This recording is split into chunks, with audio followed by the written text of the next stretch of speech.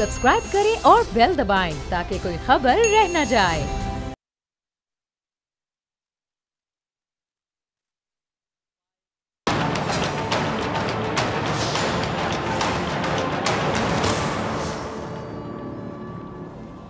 अस्सलाम वालेकुम नाजरीन, मैं हूं डॉक्टर फ़िज़ा अकबर खान और मैं हूं पाकिस्तान और आप देख रहे हैं पाकिस्तान के सबसे बड़े न्यूज़ चैनल का नंबर 1 प्रोग्राम ऐसे नहीं चलेगा।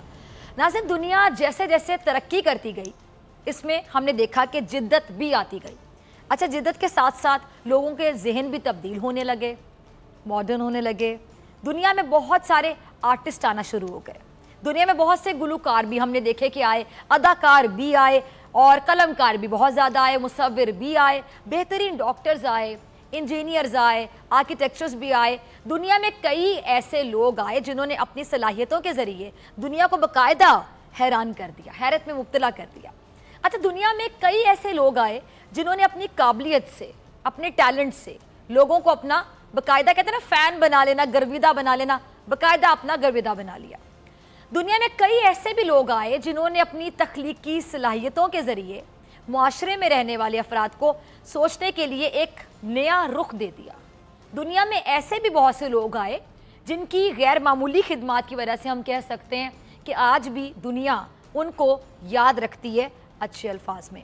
आज हम बात करेंगे कुछ ऐसे लोगों की जिनको मैं आर्टिस्ट ही कहूँगी तो बड़ा इंसाफ होगा उनके साथ, और जबकि उनका ताल्लुक़ अगर मैं कहूँ कि मुख्तलिफ शोबा जात से है, लेकिन उनकी तख्लीक, उनका काम, उनकी मेहनत, उनकी लगन, उनकी काबिलियत, उनका टैलेंट दुनिया के सामने, या कम अज़ कम मेरे सामने, उनको एक आर्टिस्ट के तौर पर ही पेश करेगा।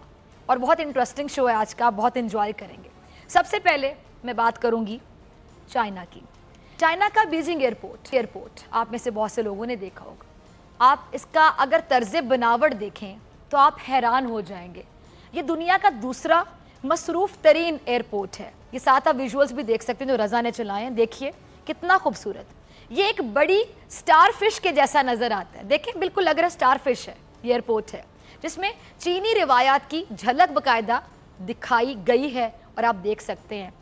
अच्छा, नाज़रीन, अपनी तर्ज का ये सबसे मुनफरिद कह दें, हैरान कर देने वाला कह दें और बेहतरीन एयरपोर्ट कह दें कि माना जाता है तो बिल्कुल गलत नहीं होगा।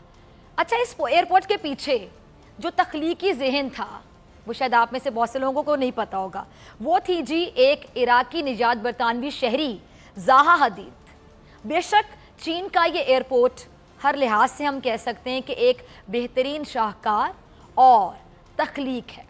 अब हम आ जाते हैं डिज़नीलैंड की जानिब। डिज़नीलैंड बहुत से लोगों को बहुत पसंद है जी। डिज़नीलैंड पेरिस में वाक़ई है और तफरीही पार्क है जी। और कंपनी वॉल्ट डिज़नी ने 1992 यानी 1992 में डिज़नीलैंड को खोल दिया गया। और अब ये पेरिस डिज़नीलैंड डिज़नी दुनिया में से एक, हम कह सकते हैं कि बहुत ही मुनफरिद सी चीज़ बन के उभरा सामने आया तो बिल्कुल गलत नहीं होगा। पेरिस में डिज़नीलैंड के बड़े इलाके तकरीबन 2000 हेक्टर 2 पार्क के अहाते पर वाक़ई है जी। डिज़नीलैंड पार्क और वॉल्ट डिज़नी स्टूडियो पार्क, जिसमें रेस्टोरेंट्स हैं, दुकानें हैं यानी शॉप्स हैं और मुख्तलिफ क्लब भी शामिल हैं। खेलों के लिए बहुत अच्छे आलात मौजूद हैं जी। यहाँ तक कि नौजवान फुटबॉल के खिलाड़ी जो हैं उनको मैनचेस्टर यूनियन के लिए भी स्कूल में वो मौजूद हैं। इस तख्लीक के पीछे जो जहन था आप में से बहुत से लोग नहीं जानते होंगे। इसके पीछे जो जहन था जी वो थे जी फ्रैंक गेहरे। फ्रैंक डिज़नीलैंड जाने वाले, इसकी सैर करने वाले यकीनी तौर पर इन साहब के, फ्रैंक की सलाहियतों का एतराफ़ ज़रूर करते होंगे और बहुत से लोग यहाँ जाना भी चाहते होंगे।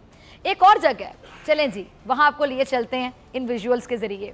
बहुत मशहूर जगह, किसने नाम नहीं सुना होगा, बुर्ज खलीफा। दुनिया की बुलंद तरीन इमारत के तौर पे जानी जाती है। नए साल के जश्न के मौके पर बुर्ज खलीफा ने 2 Guinness book of world record अपने नाम किए। 2 रिकॉर्ड्स जो कि दुनिया की बुलंद तरीन इमारत पर रोशनियों और आतिशबाजी का मुजाहिरा था जो किया गया। अच्छा, बुर्ज खलीफा दुनिया के पहली बुलंद तरीन, हम कह सकते हैं कि जी हाई रेटेड इमारत है जिसमें कोई इस्तकबालिया नहीं बनाया गया है और आप बिला रोक टोक इमारत में दाखिल होकर मतलूबा मुकाम तक बासानी जा सकते हैं, क्योंकि इसे अगर हम बात करें कि मेहमानों के लिए अपने घर की तरह बनाया गया तो गलत नहीं होगा। अच्छा, बुर्ज खलीफा में दुनिया की सबसे बड़ी आर्ट गैलरी भी बनाई गई है जिसमें दुनिया के बेहतरीन 85 आर्टिस्ट हैं जिन्होंने अपने आर्ट के नमूने पेश किए। 85 आर्टिस्ट मैं कह रही हूँ। दुनिया की बेहतरीन इमारत में मजमूई तौर पर अगर मैं बात करूँ सीढ़ियों की तादाद की, तो सीढ़ियों के 2909 स्टेप्स हैं, 2909 स्टेप्स, जो कि इमारत की 160 मंजिलें हैं, इसको कवर करते हैं। अच्छा, इस शानदार तख्लीक में सबसे नुमाया किरदार अदा करने वाली शख्सियत हैं जी एड्रिन स्मिथ। अब हम बात करेंगे शंघाई टावर की। ये भी चाइना में वाक़े है शंघाई टावर। इसकी जो असल खूबी है वो सिर्फ नाजरीन इसकी बुलंदी नहीं कह सकते या सिर्फ खूबसूरती ही नहीं जिसने इसको इतनी ज़्यादा शोहरत बख्शी, बल्कि इसमें दुनिया की तेज़ तरीन लिफ्ट मौजूद है जो 55 सेकंड्स में, यानी 1 मिनट से कम में 119वीं मंजिल तक पहुंचाने की सलाहियत रखती है। 119वीं मंजिल, सोचिए, 55 सेकंड्स में ऐसी लिफ्ट। दुनिया का बुलंद तरीन रेस्टोरेंट और खूबसूरत नज़ारे रखने वाला स्विमिंग पूल भी यहाँ पर पाया जाता है, मौजूद है। शंघाई टावर को दुनिया की सबसे खूबसूरत तरीन इमारत भी कहा जाता है और इस खूबसूरत शाहकार को तख्लीक करने वालों में जो पहला नाम है वो है जी मार्शल स्ट्रेबेला, और दूसरा जी ये यूनिक इमारत है, मैं इसका आपको बताना चाहूँगी, 1483 फीट बुलंद है जी। और पेट्रोनास टावर्स की इमारत जब 1998 ईयर है जी, 1998 इसमें इसको मुकम्मल किया गया, तो बिलाशुबा मेरे ख्याल से मैं कहना चाहूँगी कि दुनिया की बुलंद तरीन इमारत थी। और सबसे ज़्यादा बुलंदी का वर्ल्ड रिकॉर्ड अगर कह दें कि इस इमारत के पास रहा, और आप हैरान होंगे कि पूरे 6 साल तक रहा। पेट्रोनास टावर्स जो हैं वो वाकई कहाँ पर है जी, मलेशिया के लिए एक, अगर मैं कह दूं कि काबिल फ़ख्र संगे मिल की हैसियत रखता है तो बिल्कुल गलत नहीं होगा। ऐसे शाहकार बार बार नहीं बनते और जिस मुल्क में होते हैं, जिस आर्टिस्ट ने बनाए होते हैं, उस मुल्क की जीनत कहलवाते हैं और हमेशा के लिए उनका नाम फ़ख्र से बुलंद कर देते हैं। तो ये जो शाहकार हैं जो हम आपको दिखा रहे हैं, आप भी यकीनी तौर पर बड़ा महसूस हो रहे हो कि दिल में बहुत से लोग चाह रहे होंगे कि हम भी यहाँ पर कभी जाएंगे।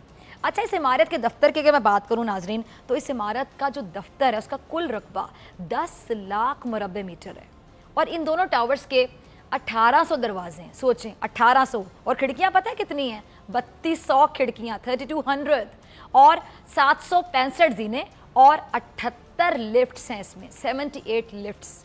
इस टावर की अगर मैं बात करूं तो इसके 88 फ्लोर्स हैं, यानी 88 फ्लोर्स हैं, जबकि फ्लोर नंबर 41 और 42 के दरमियान, 41 एंड 42 जो फ्लोर है इनके दरमियान, इन दोनों टावर्स के दरमियान बराह रास्त राब्ता रखने के लिए एक 190 फीट तवील पुल भी बनाया गया है। सोचिए, राब्ता रखने के लिए 2 फ्लोर्स के दरमियान 190 फीट लंबा एक पुल बनाया गया है। अच्छा, ये बात भी काबिल ज़िक्र है कि इस इमारत का डिज़ाइन और जो नक्शा है वो बनाते वक्त इस्लामी तर्ज तामीर को मद्देनज़र रखा गया। अच्छा, पेट्रोनास टावर्स जो है इसमें कन्वेंशन सेंटर है, आर्ट गैलरीज हैं, साइंस सेंटर्स हैं, कॉन्सर्ट हॉल्स भी बनाए गए हैं, यानी काफ़ी कुछ है इसमें। और दोनों टावर्स के दरमियान वाला जो पुल है, जो कि दुनिया का तामीर किया हुआ बुलंद तरीन पुल भी कहलवाता है, एक तरह का नागहानी आफत के वक्त जिसको हम कह सकते हैं बच निकलने का रास्ता कहते हैं, हिफाजती रास्ता, एमरजेंसी एग्जिट रूट आप इसको कह लें, वो है। इस इमारत के तख्लीक कार का नाम है जी सीजर पेले। अच्छा नाज़रीन, ये वो दुनिया के चंद लोग हैं जिनका मैंने आपसे जिक्र किया, बेशुमार हैं, लेकिन चूंकि प्रोग्राम में वक्त की कमी है तो बहुत से चीज़ें हम बहुत ज़्यादा डिस्कस नहीं कर सकते, तो जितनी हमने रिसर्च की, रज़ा ने हमें आपके साथ शेयर की, ये चंद वो लोग हैं जिन्होंने अपने आइडियाज़ से, अपनी सलाहियतों से कह लें, अपनी तख्लीकी सोच से कह लें, दुनिया को बाकायदा हैरानी में मुब्तला कर दिया।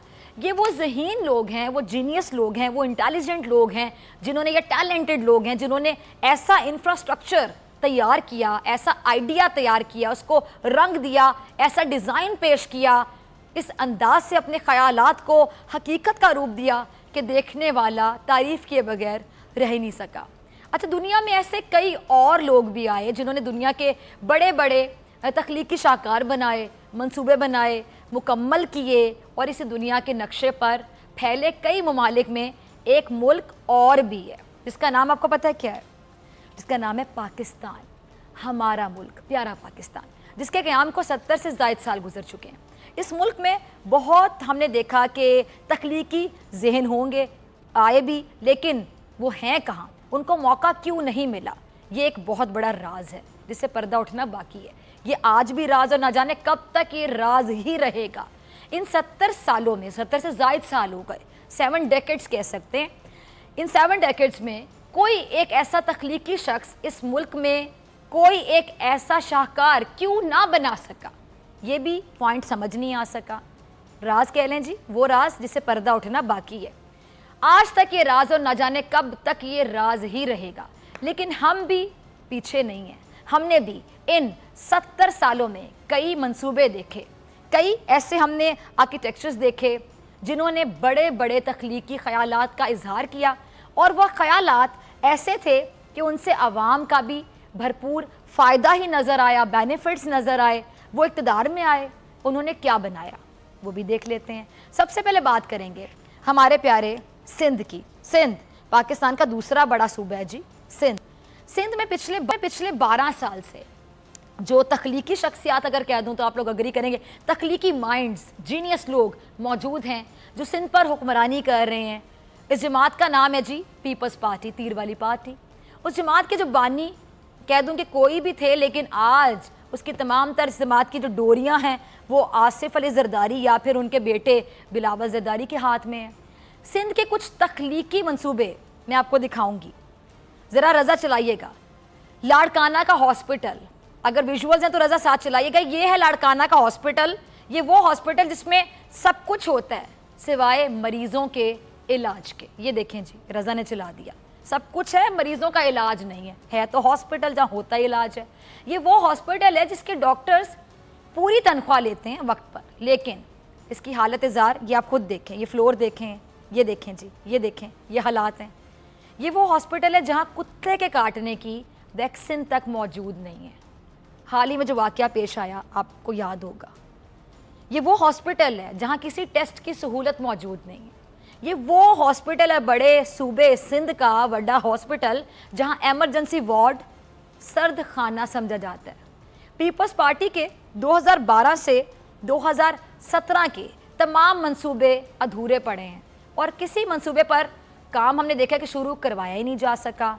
अच्छा जी, कुछ शहरों का अगर मैं जिक्र करूं, सांगड़ है जी, टंडो मोहम्मद खान है, घोटकी है, मटियारी है. यहाँ पर जी 9 साल बाद भी पब्लिक स्कूल कायम नहीं हो सके.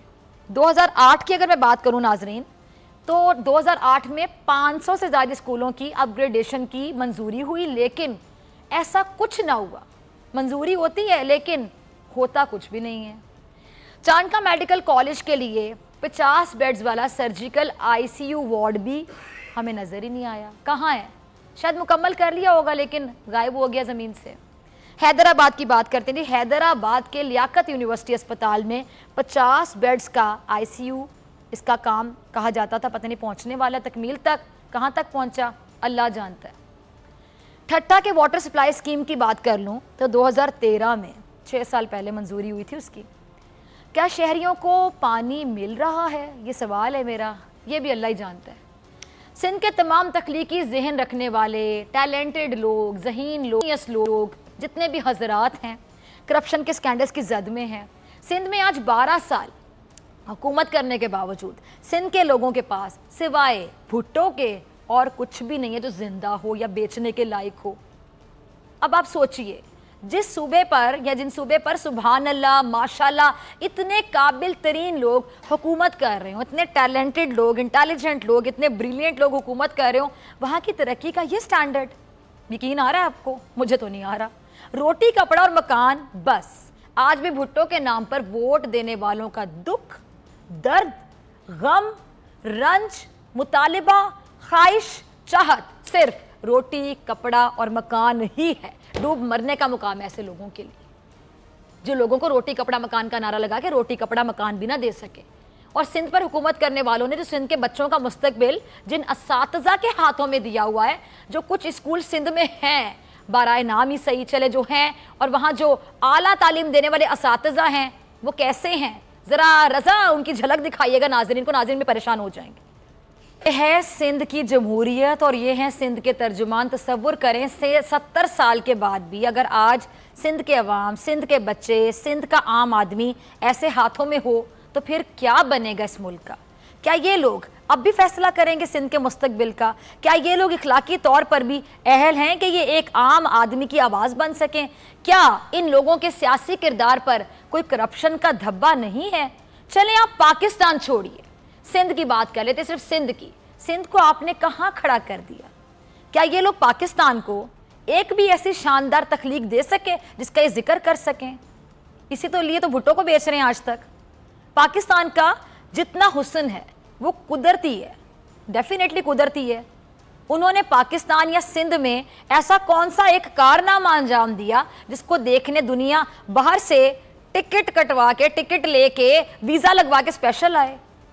اب یہ تمام جو سندھ کے رکھوالے ہیں اپنی عید یا چھٹیاں کہاں گزارتے ہیں؟ کہاں جاتے ہیں بچوں کے لے کے؟ آپ کو پتہ ہے نا، ایفل ٹاور سے نیچے تو جاتے نہیں ہیں، برج خلیفہ سے نیچے تو ان کا کوئی چکر نہیں لگتا۔ بیجنگ ایئرپورٹ جاتے ہیں گھومنے کے لیے، جو میں نے آپ کو نظارے دکھائے تھے۔ عام لوگ چاہتے ہوں کہ ہم زندگی میں ایک دفعہ مرنے سے پہلے دیکھ کر آئیں تمام جگہ، تو خواہشیں تو ہوتی ہیں نا، اس میں کیا غلط بات ہے؟ گھومنا پھرنا کہاں غلط بات ہے؟ آپ گھوم پھر کر آ سکتے ہیں، واپس آ کے اپنے ملک میں دوبارہ انجوائے کیجیے۔ لیکن آپ لوگوں کے نصیب میں کہاں؟ آپ ان کو ووٹ دیں بس، ان کے جھوٹے وعدے اور نعرے سنیں اور روئیں اپنی قسمت کو۔ یہ لوگ جائیں گے اپنے بچوں کو لے کے، اپنے بچوں کو پیرس کے ڈزنی لینڈ کی سیر بھی کرواتے ہوں گے اور سوچتے بھی ہوں گے کہ ہم بھی ایک دن برج خلیفہ بنائیں گے، لیکن وہ سوری ٹو سے کہتے ہوں گے کہ پاکستان میں نہیں ہوگا، جہاں ہمارے پیسے ہیں، جہاں ہماری جائیدادیں ہیں، جہاں ہمارے فلیٹس ہیں، جہاں ہمارے بچوں نے چھٹیاں گزارنی، جہاں ہمارے بچوں نے تعلیمیں حاصل کرنی ہے، جہاں ہمارے بچوں نے نوکریاں کرنی ہے، وہاں پر بنائیں گے۔ شرم ان کو نہیں آتی؟ کسی اور ملک میں بنائیں گے، جو منصوبے بھی بنائیں گے، اور ہمارا ذاتی ہوگا، وہ کوئی پوچھنے والا بھی نہیں ہوگا۔ اسحاق ڈار نے جیسے فیصلہ کر لیا تھا کہ وہ دنیا کی سب سے بلند ترین عمارت بنائیں گے دبئی میں، جس میں وہ خود رہا کریں گے، اسی لیے انہوں نے قومی خزانے کو بڑی بے دردی سے لوٹا اور ڈکار بھی نہ لی۔ اب باہر بیٹھ کر میک اپ کر کے جاگنگ کرتے ہوئے نظر آتے ہیں، لیکن پاکستان آنے کی ہمت نہیں ہے، سکت نہیں ہے، حوصلہ نہیں ہے۔ اور اسحاق ڈار کا جس جماعت سے تعلق ہے اس کا نام ہے جی مسلم لیگ نون۔ مسلم لیگ نون میں بھی اگر میں کہوں جی ماشاءاللہ سبحان اللہ بہت ہی تخلیقی ٹیلنٹڈ ذہن موجود ہیں، شخصیات موجود ہیں، بہترین قابل ترین شخصیات نے بھی کئی قابل فخر کارنامے انجام دیے، لیکن وہ آج بھی ادھورے ہیں، پورے نہیں ہو سکے، مکمل نہیں ہو سکے۔ جیسا کہ ایک ایسا منصوبہ جو کہ مکمل ہوا، جس کا پتہ قوم کو بعد میں چلا، شاید نواز شریف نے قوم کو سرپرائز دینے کا ارادہ کیا ہوگا، سرپرائز تو بڑے دیتے ہیں یہ قوم کو، لیکن سرپرائز جو تھا وہ پیناما لیکس نے، وہ منصوبہ جو آیا، لندن کے عظیم الشان فلیٹس آ گئے، اور جو بنائے کسی نے بھی ہوں گے، خریدے نواز شریف صاحب نے، دولت ہی بہت زیادہ تھی، امیر ملک کے 3 بار وزیر اعظم تھے، سلیکٹڈ نہیں الیکٹڈ ہی ہوں گے۔ نواز شریف صاحب شاید سیاست میں ارادہ ہی یہی کر کے آئے تھے کہ کچھ ہو نہ ہو لندن میں فلیٹس ضرور لینے ہیں، اور اس میں بری بات بھی نہیں، ہر انسان کا کوئی نہ کوئی خواب ہوتا ہے، ہر انسان کی کوئی نہ کوئی خواہش بھی ہوتی ہے، ہر انسان کی کوشش ہوتی ہے کہ وہ اپنے خواب کو پورا کر سکے، لیکن مسئلہ یہ ہوا کہ نواز شریف نے اپنے خواب قوم کے پیسوں سے حقیقت میں بدلے، اور قوم بیچاری کو پتہ ہی نہیں تھا۔ نواز شریف نے اپنے بچوں کے مستقبل، قوم کے بچوں کے مستقبل کو تاریک کر کے سوارے، بیچاری قوم کو پتہ ہی نہیں تھا۔ نواز شریف صاحب نے اپنے خاندان کی دیکھ بھال قومی خزانے سے کی، اور اس بیچارے قومی خزانے کو بھی نہیں پتا تھا کہ میرے ٹیکے لگا رہا ہے یہ بندہ جس کا نام نواز شریف ہے۔ نواز شریف نے اپنی اور اپنے تمام گھر والوں کی آرائشیں، آسائشیں، اس کا انتظام قوم کے خون پسینے کی کمائی سے کیا تھا، اور ان کے تخلیقی ذہن رکھنے والے جو گھر والے ہیں، رشتہ دار ہیں، دوست احباب ہیں، انہوں نے کیا کیا؟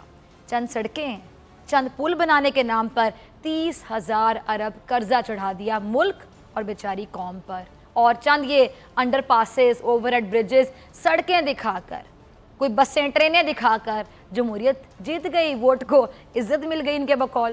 قوم کو ایک قوم بنا دیا، کھانا نہیں تو کوئی بات نہیں، میٹرو بس کھا لو جو بھوک لگے، تعلیم نہیں تو کوئی بات نہیں، اورنج لائن ٹرین میں سفر کر لو اور بتا دینا کہ میں تو بڑا تعلیم یافتہ ہوں، کسی بھی ملک میں آپ کو بہت اچھی نوکری مل جائے گی، اورنج لائن ٹرین میں سفر کرنے کی ٹکٹ دکھا دینا۔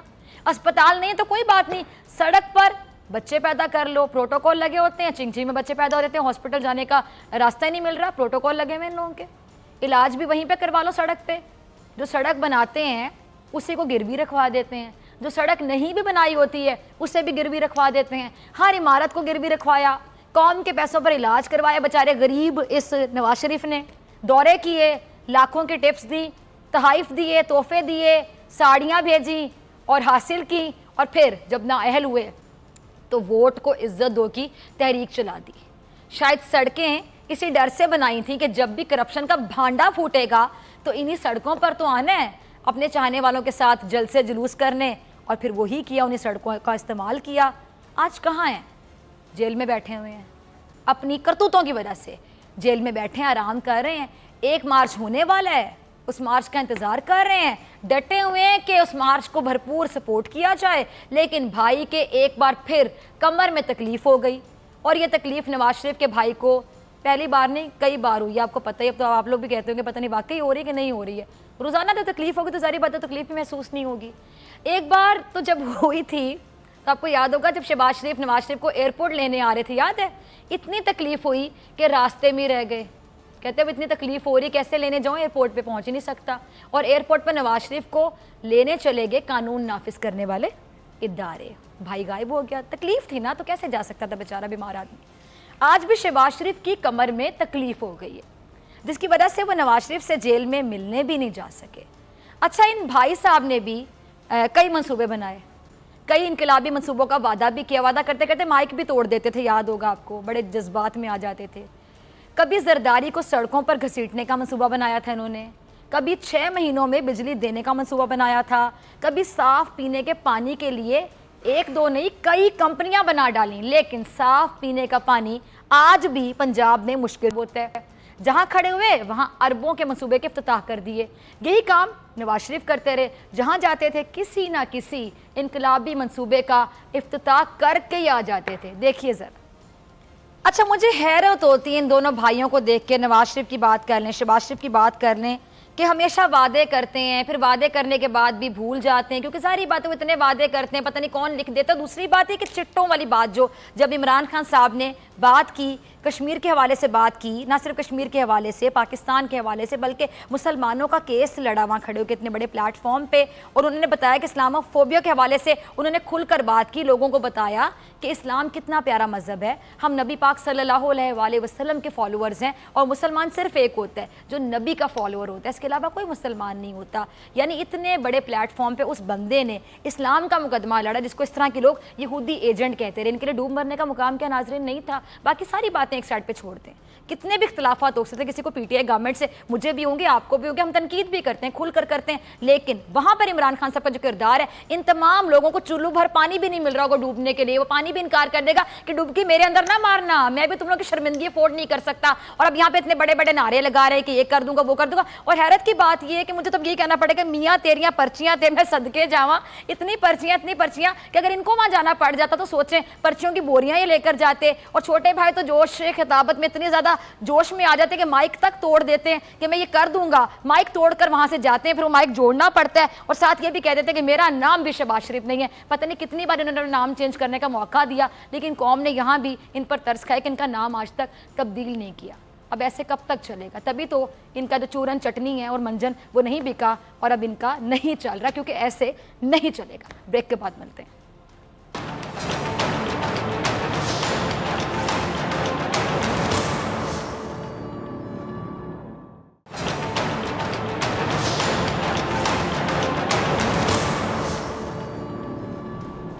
ویلکم بیک ناظرین, آپ دیکھ رہے ہیں ایسے نہیں چلے گا. میں ہوں آپ کے ساتھ ڈاکٹر فضا اکبر خان. ناظرین, مولانا فضل الرحمان صاحب کا ہونے والا احتجاج, اس پر بات کر لیتے ہیں. اس احتجاج پر ہم نے دیکھا کہ پوری جو اپوزیشن ہے متحد دکھائی نہیں دے رہی. کوئی تیار ہے, کوئی آدھا ادھورا تیار ہے, اور کسی کی کوئی سمجھ ہی نہیں آ رہی کہ مورلی تیار ہے لیکن فزیکل اپیرنس وہاں پر ہوگی نہیں. نہ جانے کس قسم کے تیار ہیں, چاہ کیا رہے ہیں, یا پھر چاہ رہے ہیں کہ اگر مولانا نے وہاں پہ کچھ جمع غفیر واقعی اکٹھا کر لیا, جس کو جمع غفیر کہا جا سکتا ہے, تو چلے جائیں گے, ورنہ نہیں جائیں گے. پھر ہم تماشا یا ڈرامہ جو ٹی وی پر دیکھیں گے. اب بڑا سمارٹلی جو ہے نا اپوزیشن بھی کھیل رہی ہے, اس کو باقاعدہ کھیلنا کہتے ہیں سیاسی طور پہ. اچھا جی, کبھی ہم دیکھتے ہیں کہ بلاول جو ہیں وہ اخلاقی حمایت کا اعلان کرتے ہیں, کبھی کہتے ہیں اچھا سوچیں گے جانا ہے, کبھی کہتے ہیں چلے جائیں گے. کچھ سمجھ نہیں آ رہی, سب لوگ کنفیوز ہیں. اور میں نے بتا دیا کنفیوز کیوں ہیں, یہ انتظار کریں 11th آر کا کہ جو سچویشن ہوگی پھر گاڑیاں بھر کے جا سکتے ہیں. ڈیپینڈ کرتے ہیں کہ مولانا وہاں جا کے شرمندہ نہ کروا دیں کہ کوئی آئے ہی نہ مدرسوں کے چند بچوں کے علاوہ. اچھا, نواز شریف صاحب کو بھی کسی حال میں جیل سے نکلنا ہے باہر, اور وہ چاہ رہے ہیں کہ پیسے دینے کے بجائے اگر حکومت بلیک میل ہو جائے تو کیا ہی اچھا ہے کہ پیسے بھی نہیں دینے پڑیں گے, حکومت بھی بیچاری ایموشنلی بلیک میل ہو جائے گی, ان کی بات بھی سن لے گی. اس لیے انہوں نے آخری کوشش ضرور کرنی ہے. لیکن حکومت اس تمام تر معاملے پر اگر میں کہوں کہ اپنی تیاری رکھتی ہے اور بہت زیادہ سوچ بچار کر رہی ہے. اس حوالے سے حکومت کی کمیٹی نے کچھ سفارشات تیار کی ہیں. ناظرین, کمیٹی نے فی الوقت مولانا فضل الرحمان کو گرفتار نہ کرنے کا مشورہ دیا ہے. آپ یہ سن رہے ہوں گے کہ ان کی گرفتاری عمل میں آ سکتی ہے, لیکن کمیٹی نے کہا ہے کہ ان کو گرفتار نہ کیا جائے, اس آپشن کو آخری آپشن کے طور پہ استعمال کیا جائے. جب کوئی آپشن نظر نہ آئے تو پھر گرفتاری عمل میں آئے, ورنہ گرفتاری کے بغیر حکمت عملی تیار کی جائے کہ گرفتار کیے بغیر کیسے اس معاملے کو ٹیکل کرنا ہے, ہینڈل کرنا ہے. اچھا, مولانا کو گرفتار کیے بغیر اب آزادی مارچ کو ناکام بنانے کی حکمت عملی کیا ہو سکتی ہے, کیسے بنائی گئی؟ کمیٹی کی سفارشات وزیر اعظم کو بھی پیش کی جائیں گی. سفارشات کی جو حتمی منظوری ہے وہ ڈیفینیٹلی وزیر اعظم پاکستان عمران خان صاحب بھی دیں گے. اس تمام معاملے پر بات کریں گے, سوالات کی جو گتھی ہے وہ سلجھائیں گے. کوئی یہ بال جو ہے کورٹ میں پھینکیں گے ہمارے خصوصی نمائندے صدیق جان کے. صدیق, بہت سے لوگ کنفیوز ہے کہ آگے ہونے کیا جا رہا ہے, کیونکہ اپوزیشن بیچاری خود کنفیوز ہے, ان کو سمجھ نہیں آ رہی کہ مولانا کیا کرنا چاہ رہے ہیں, کیا کچھ کر بھی سکیں گے یا صرف تڑیاں ہی لگائے جا رہے ہیں, زبانی جمع خرچ ہے. اگر مولانا کو گرفتار نہیں کیا جاتا صدیق, اور مولانا صاحب اسلام آباد کو اشتعال انگیزی وہاں پہ پھیلاتے ہیں, تو کیا خطرہ بڑھ نہیں جائے گا؟ پھر کیا حکمت عملی ہے کہ گرفتار کیے بغیر اس کو آخری آپشن رکھتے ہوئے کیا کیا جائے, کیا کرنے جائیں گے پھر حکومت؟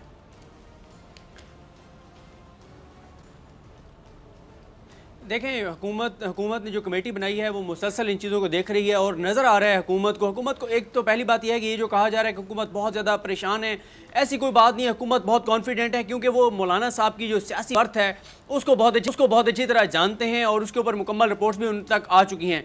دوسری بات یہ ہے کہ آپ نے پیپلز پارٹی کی بات کی, آصف علی زرداری صاحب دعائیں دے رہے ہیں, بلاول بھٹو جو ہیں وہ اخلاقی حمایت کا اعلان کر رہے ہیں. باقی پیپلز پارٹی سندھ کی جماعت ہے صرف, اور پیپلز پارٹی سندھ کہہ چکی ہے کہ پنجاب نہیں جاؤں گی. تو اگر وہ پنجاب نہیں آئیں گے, اگر وہ اسلام آباد نہیں آئیں گے, تو پھر تو کوئی مولانا کو نہ اخلاقی حمایت کی ضرورت ہے نہ مولانا کو دعاؤں کی ضرورت ہے. اور اگر میں آپ کو یہ بتاؤں کہ مولانا فضل الرحمان نے پرسوں صحافیوں سے ملاقات کی جو کہ غیر رسمی گفتگو تھی, اس میں مولانا نے عمران خان پہ اگر 20 منٹ بات کی ہے تو 45 منٹ انہوں نے پیپلز پارٹی اور نون لیگ پہ بات کی ہے. اور انہوں نے ایسی سخت باتیں کی ہیں جس سے اندازہ ہوتا تھا کہ وہ اس وقت عمران خان سے زیادہ ان کو پیپلز پارٹی اور نون لیگ کے اوپر غصہ ہے.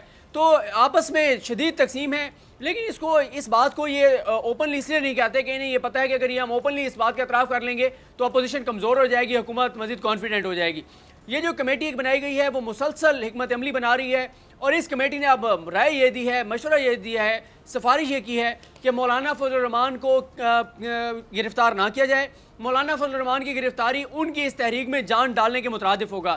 کمیٹی یہ کہہ رہی ہے کہ بہت سارے آپشنز ایسی حکمت عملی بنائی گئی ہے کہ مولانا کو گرفتار بھی نہ کیا جائے اور ان کے اس آزادی مارچ کو ناکام بھی بنا دیا جائے. ایک اور بات کمیٹی نے جو لکھی ہے اپنی رپورٹ میں جو وزیر اعظم کو پیش کی جائے گی, وہ یہ کہتے ہیں کہ مولانا خود اپنی باتوں سے پیچھے ہٹ رہے ہیں. مولانا خود اب یہ کہہ رہے ہیں کہ میرے اس اسلام آباد آنے کو نہ اسلام آباد لاک ڈاؤن کہا جائے, نہ اس کو دھرنا کہا جائے, بلکہ اس کو مارچ کے طور پر ٹریٹ کیا جائے, اس کو آزادی مارچ ہی کہا جائے.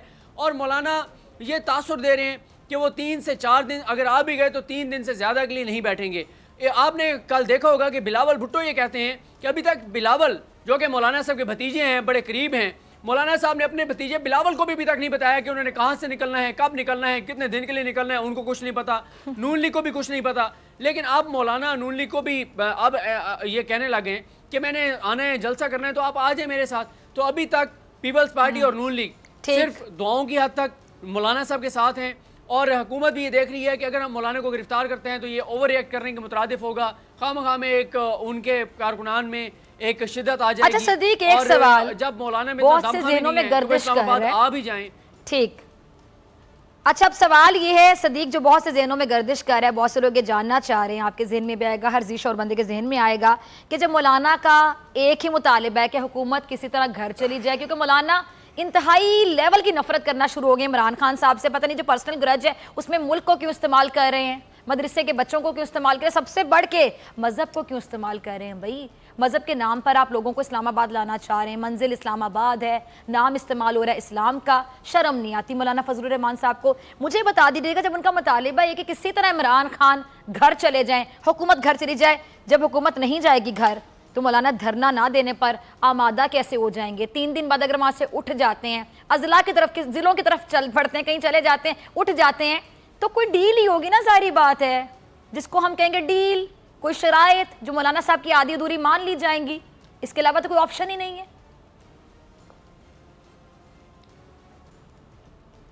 دیکھیں مولانا صاحب کی خواہشیں بڑی چھوٹی چھوٹی سی ہیں, بڑی معصومانہ سی ہیں. ان کی خواہش یہ ہے کہ عمران خان کو گھر بھیج دیا جائے, حکومت کو ختم کر کے اور دوبارہ الیکشن کرایا جائیں, اور یہاں تک بھی خواہش نہیں ہے. اس کے بعد وہ کہتے ہیں کہ اگر دوبارہ عمران خان وزیر اعظم بن جاتا ہے تو پھر اس اسمبلی کو بھی گھر بھیج دیا جائے, تیسری بار الیکشن ہو پھر عمران خان آ جائے, اس اسمبلی کو بھی گھر بھیج دیا جائے. ہاں, وہ کہتے ہیں کہ اس وقت تک الیکشن ہوتے رہیں جب تک پیپلز پارٹی یا نون لیگ اقتدار میں نہیں آ جاتے اور ساتھ مولانا صاحب کو حصہ بقدر جثہ مل نہیں جاتا.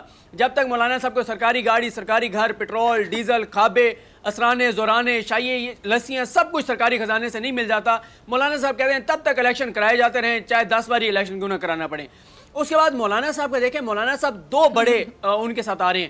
ایک وہ کہتے ہیں کہ کشمیر کا سودا کر دیا گیا ہے, دوسرا وہ کہتے ہیں کہ توہین رسالت, توہین مذہب کا معاملہ ہے. جہاں تک معاملہ ہے کشمیر کی سودے بازی کا, پہلے تو مولانا صاحب 10 سال کا حساب دے دیں کہ وہ خود جب کشمیر کمیٹی کے چیئرمین تھے تو وہ کیا کرتے رہے. دوسرا وہ جو توہین رسالت, توہین مذہب یا اسلام کی بات کرتے ہیں, مولانا 88 سے اقتدار کے اندر ہیں, 88 سے اسمبلیوں کے اندر منتخب ہوتے آئے ہیں. مولانا صاحب بتا دیں کہ 30 برسوں میں کوئی 3 اسلامی قوانین بتا دیں جو مولانا صاحب نے حکومتوں کے ساتھ رہتے ہوئے بنوائے ہوں. 3 قوانین بتا دیں, وہ 3 قوانین نہیں بتا سکتے, اور ان کو کہیں کہ 1 سال میں 3 ایسی چیزیں بتا دیں جو یہ حکومت اسلام کے خلاف کرنے جا رہی ہو.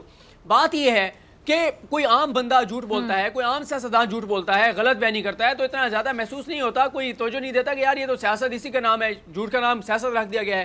لیکن مولانا فضل الرحمان جو کہتے ہیں کہ میں ہزاروں علماء کا راہبر ہوں, جب وہ ہزاروں علماء کا راہبر ہونے کے ہوتے ہوئے اور دعویٰ کرتے ہوئے, خود کو مولانا کہتے ہوئے, اسلام کا لمبردار کہتے ہوئے, اسلام کا ٹھیکیدار کہتے ہوئے, اسلام کا نمائندہ کہتے ہوئے جب وہ ڈٹائی کے ساتھ جھوٹ بولتے ہیں, غلط بیانی کرتے ہیں, تو پھر سوالات اٹھتے ہیں کہ آپ ایک طرف اسلام کا نام استعمال کرتے ہیں اور آپ ڈٹائی کے ساتھ جھوٹ بولتے ہیں, اور پھر آپ نے جب اوروں کو بتانا ہوتا ہے تو آپ کہتے ہیں کہ جھوٹے پہ اللہ اور اللہ کے رسول کی لعنت ہے, اور خود آپ انتہائی ڈٹائی کے ساتھ, بے شرمی کے ساتھ بیٹھ کے اور جھوٹ بولتے ہیں. تو یہ چیزیں ہیں جس کی وجہ سے پھر سوالات بھی اٹھتے ہیں. آپ سیاست کریں, دیکھیں پیپلز پارٹی عمران خان پہ سوال اٹھائے, اپوزیشن کا یہ کام ہے. نون لیگ سوالات اٹھائے, الزامات لگائے, اپوزیشن کا کام ہے, اپوزیشن یہ کرتی ہے. عمران خان خود اپوزیشن میں ہوتے ہوئے بہت ساری ایسے باتیں بھی نون لیگ کی حکومت کے بارے میں کہتے رہے جو بعد میں انہوں نے خود کہا کہ یہ تو سیاسی ایک بات تھی. لیکن جب آپ اسلام کا نعرہ لگاتے ہیں, جب آپ اسلام کی بات کرتے ہیں, تو پھر اپنا کردار بھی ایک اس مسلمان کی طرح بنائیے جو کہ پھر دعویٰ کرتا ہے کہ میں مسلمانوں کا راہبر اور رہنما ہوں.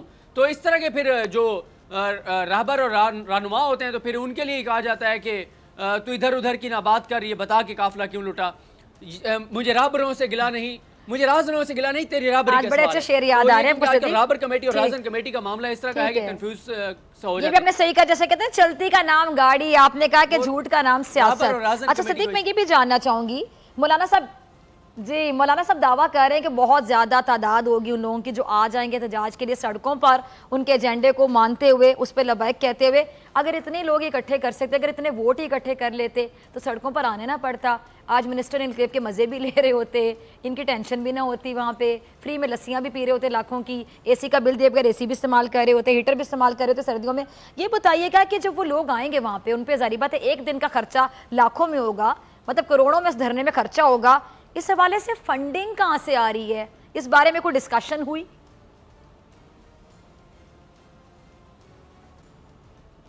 دیکھیں یہ اب جو اکاؤنٹس کی تفصیلات منگوائی گئی ہیں, یہی چیز تو دیکھی جا رہی ہے کہ جو مدارس کے فنڈز ہیں, کیا وہ مدارس کے فنڈز جو زکوٰۃ, صدقات, فطرانے جو لوگ دیتے ہیں مدارس کو, کیا وہ پیسہ اس دھرنے کے اوپر خرچ کیا جا رہا ہے یا کوئی اور فنڈ ہے؟ کیونکہ دیکھیں سپریم کورٹ کا بھی ایک فیصلہ آ چکا ہے کہ جو سیاسی جماعتیں ہیں ان کے سورس آف جو فنڈنگ ہے اس کے حوالے سے بھی اداروں کو دیکھنا چاہیے کہ ان کو فنڈنگ کہاں سے ہو رہی ہے. تو مولانا صاحب جتنی اسلام آباد کی آبادی ہے اتنے ہی لوگوں کو لے کر آنے کی بات کر رہے ہیں, اور آپ نے دیکھو گا سوشل میڈیا پہ بڑی اچھی پوسٹیں چل رہی ہیں کہ ان کے مطابق تو اگر ایک دیگ 40 لوگ ایک دیگ کھائیں تو کم از کم 30,000 دیگیں جو مولانا تعداد بتا رہے ہیں 15 اگر 50 بندے بھی ایک دیگ کھائیں تو 15 لاکھ لوگوں کے لیے 30,000 دیگیں جو ہیں ایک وقت میں پکنی ہیں. تو اب اسلام آباد آپ نے بھی دیکھا ہے, اب پتہ نہیں اسلام آباد پورے میں اتنی جگہ نہیں ہے کہ 30,000 دیگیں پک سکیں. یعنی جتنی اسلام آباد کی آبادی ہے اتنے ہی لوگ مولانا صاحب لے کے آ رہے ہیں. تو جتنے اسلام آباد کے گھروں میں ایک ٹائم کا کھانا پکتا ہے اتنا ہی کھانا دھرنے والوں کے لیے پکنا ہوگا. تو آپ خود اندازہ لگا لیں کہ اس بات میں کتنی حقیقت ہوگی یا سچائی ہوگی. باقی مولانا صدیق ان میں آدھوں کی تعداد تو مولانا کے ایجنڈے کو فالو کرنے والے نہیں ہوں گے بلکہ دیگیں کھانے والے ہی ہوں گے, جن کو بھوک وہاں پہ لے جائے گی کہ یہ دیکھ تو چلے مل رہی ہے نا, کھانا کھا کے آ جاتے ہیں تو اچھی چلتے بنے کے کھانے کے بعد. میرا خیال ہے کہ ہاں چلے ایک ثواب کما لیں گے, مولانا سے بھوکوں کو کھانا کھلا دیں گے. کہ ایک لنگر خانہ یہ جو مولانا کا اس کے اوپر ایک لنگر خانہ یہ مولانا صاحب کہیں کہ عمران خان کوئی تبصرہ نہیں کرے گا, جو بڑے بڑے تبصرے کر رہے ہیں عمران خان والے لنگر خانوں پر, چلے بھی جائیں گے تو بعد میں بھی لنگر خانہ. ٹھیک ہے جی, بالکل ایسے ہی ہے. اور جی صدیق اپنی بات کمپلیٹ کیجئے, مجھے کلوزنگ کی طرف جانا ہے. ڈاکٹر جی بس میں یہ کہہ رہا تھا 2014 میں جو لوگ دھرنوں کے خلاف تھے, آج کیونکہ یہ دھرنے عمران خان کے خلاف ہے تو وہ سارے اس کے حق میں ہو گئے ہیں, ہمارے تجزیہ کار, ہمارے صحافی, ہمارے دانشور. ٹھیک ہے جی, بہت شکریہ صدیق جان آپ کی بڑی خبر کے لیے, تبصرے کے لیے, تجزیے کے لیے. اسی کے ساتھ ڈاکٹر فضا اکبر خان کو دیجیے اجازت, آپ سے ملاقات ہوگی انشاءاللہ کل سیم ٹائم سیم چینل. اگر زندگی نے وفا کی, دعاؤں میں یاد رکھیے گا, ڈھیر سارا خیال رکھیے گا. اللہ نگہبان.